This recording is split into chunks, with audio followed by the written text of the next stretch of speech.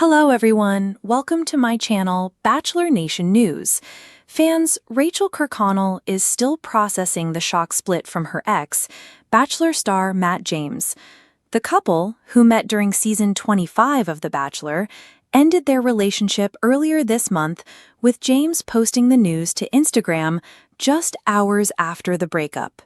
Kirkconnell reportedly only learned her relationship was ending after seeing the post as she sat on board an airplane flight.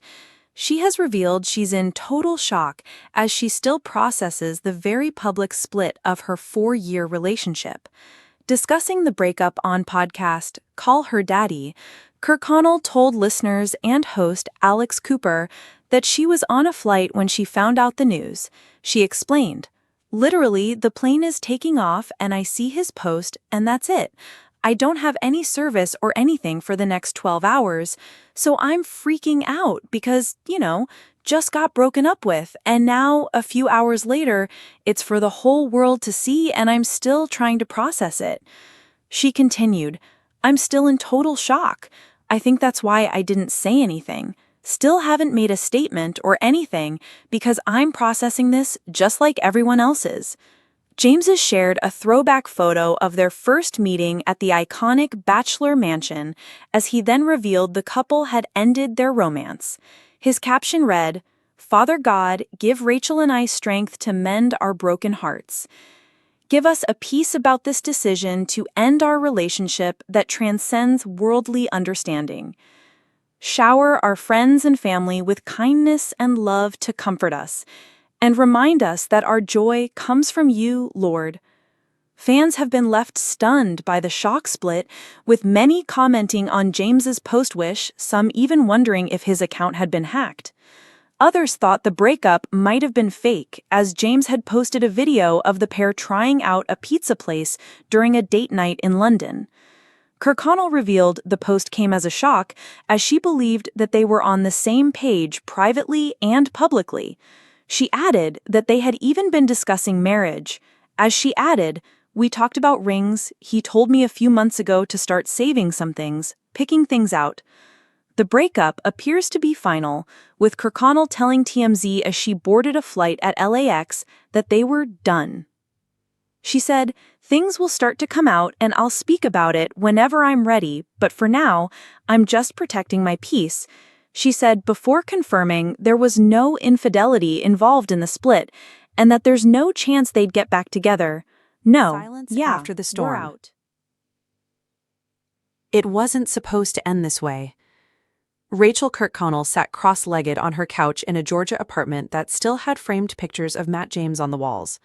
A mug of half-drunk chamomile tea rested on the coffee table, untouched since it went cold an hour ago. Her phone buzzed every few minutes with texts, calls, and Instagram notifications, but she wasn't ready. Not yet. The breakup hadn't just blindsided her, it had stunned an entire fandom that had once rooted for the unlikely fairy tale that emerged from the drama-heavy season of The Bachelor. And while social media speculated, theorized, and pointed fingers, Rachael was left in the quiet aftermath, unsure of how to respond.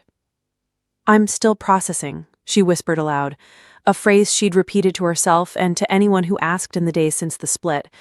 But even she didn't know what exactly she was processing. The end of the relationship, the media chaos, or the reality that her love story had unraveled in the public eye. The final conversation.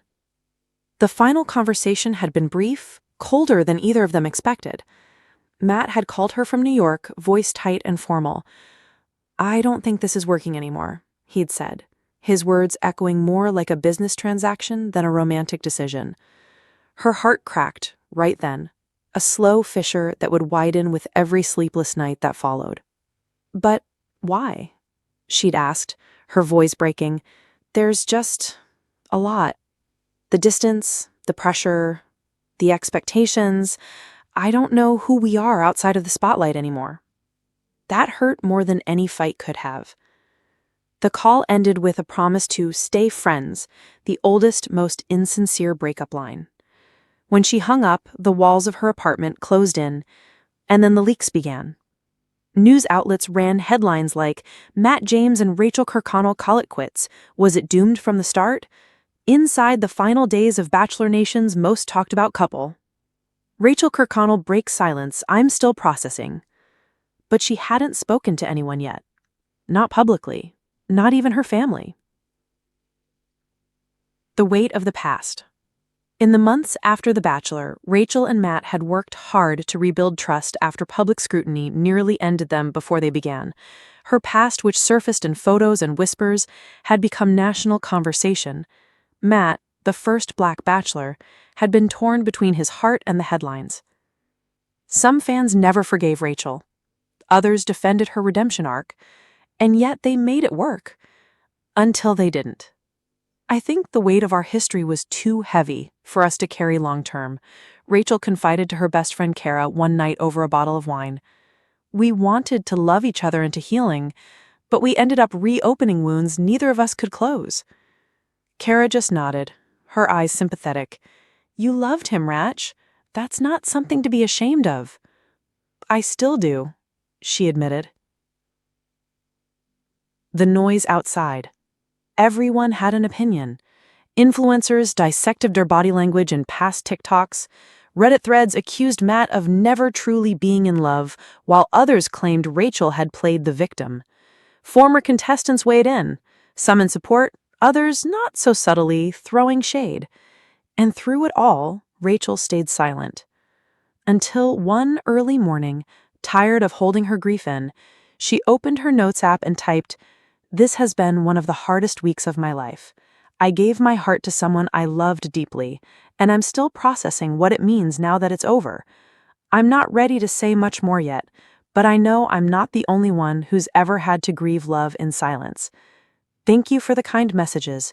I see them, I feel them, and I'm getting stronger every day."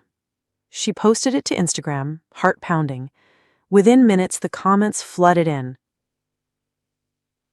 Healing is not linear. Rachael knew people expected her to bounce back quickly, to dye her hair, take a trip to Europe, and post thirst traps with cryptic captions. That's what other Bachelor alums had done. But her heartbreak was not performative.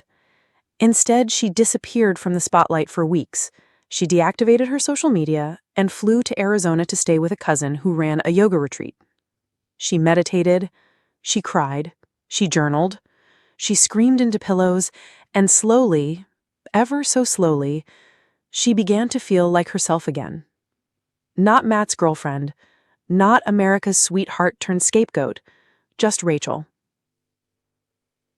One morning during a hike, her cousin asked, "If you could do it all over again, Matt, the show, everything, would you?" Rachael paused. "Yes, because even though it ended, it taught me how to love and how to let go." The return. Her first public appearance post-breakup was at a charity fashion event in Atlanta. She wore a simple black dress, her hair in soft waves, and no trace of sadness on her face. Reporters tried to get a quote, but she only smiled politely. The headlines the next day were ruthless. "Rachael Kirkconnell looks unbothered after split." "Too soon? Fans slam Rachael for smiling post-breakup." "Inside Rachael's glow-up era." But Rachael didn't care anymore. For the first time in a long time, she was living for herself. She restarted her podcast, Behind the Rose, and dedicated her next episode to heartbreak. "I know what it feels like to lose someone who meant everything to you. I'm still processing, and I think that's okay. Healing doesn't have to look like a comeback," she told listeners. Matt sighed. 2 months later, Matt James spoke out in a People interview. His voice was soft, measured. "Rachael and I loved each other. We went through a lot. I'll always care about her, but sometimes love isn't enough. I needed to grow in ways I couldn't do in that relationship." Fans were divided. Some called him brave, others accused him of deflecting blame, but Rachael stayed quiet. She didn't need validation anymore. The unexpected call. In November, the unexpected happened. Matt called. "Hey," he said, his voice gentle. I heard your podcast. I just wanted to say I'm proud of you. Rachel's heart skipped. For a moment, the past pulled at her, but then she smiled. Thanks, Matt. I'm proud of you too. They talked for an hour about memories, mistakes, forgiveness, but there was no hint of reconciliation. Just closure. And that was enough. A new chapter. 6 months after the split, Rachel launched a wellness brand called Still. Inspired by her healing journey, it focused on mindfulness, self-love, and journaling kits. The tagline was simple: still processing, still healing, still here. It sold out within a week. Bachelor Nation took notice. Former contestants posted in support. Even Matt shared a story with the caption, "Proud of you, always rooting for you." Rachel's heart swelled, not with longing, but with peace. Love again. In spring, she met someone new. He wasn't famous. He didn't have 1 million followers. He worked in nonprofit education and hated being on camera. Their first date was at a quiet coffee shop. No one snapped photos. No one whispered their names.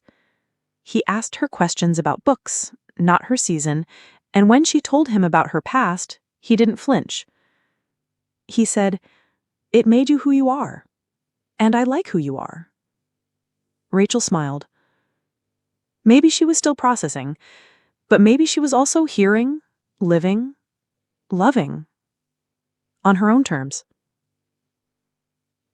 Letters to herself. Months after the breakup, Rachel opened a journal and wrote a letter to her past self. Dear me, I know you're hurting. I know it feels like the world ended when he said goodbye. But one day, you'll wake up and smile for no reason. You'll laugh with someone new. You'll look in the mirror and see a woman who survived heartbreak in public, who rebuilt herself quietly, and who learned that her story was never about who she loved. It was always about how she loved herself again. She closed the journal, exhaled, and stood by the window as sunlight bathed the room. Still processing, still healing, but finally